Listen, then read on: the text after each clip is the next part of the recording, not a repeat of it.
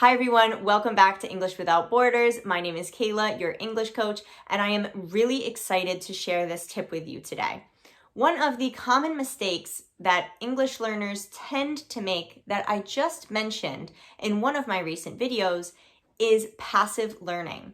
Now, passive learning is when we are taking in English information, such as with listening, music, movies, reading, but we're not actually producing the language ourselves with things like speaking or writing. So we want to be actively participating in our English learning education. That will make it so much easier for us and help increase our fluency much faster. Now, one great thing that you can be using from your phone to be able to actively participate and actively learn with your pronunciation, even when you are all alone and you need someone to help you figure out if you are correctly pronouncing certain words, you can use this great tool by Google. Now, this Google pronunciation tool will give you active feedback on your own pronunciation so that you can know in any given moment if you are doing it correctly or not.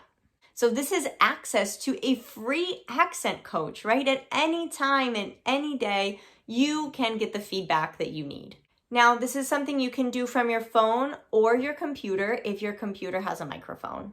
Just make sure that your Google search settings are in English. And if you are using an iPhone, it is best to do this on Safari.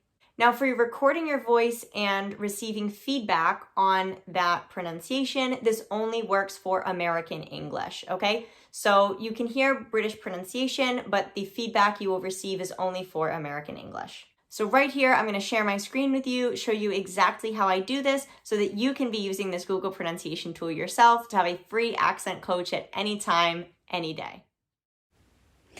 Okay, so as you can see, all I did was type in pronounce followed by the word I wanted to hear, in this case, tiger. And then I am given the pronunciation of this word correctly.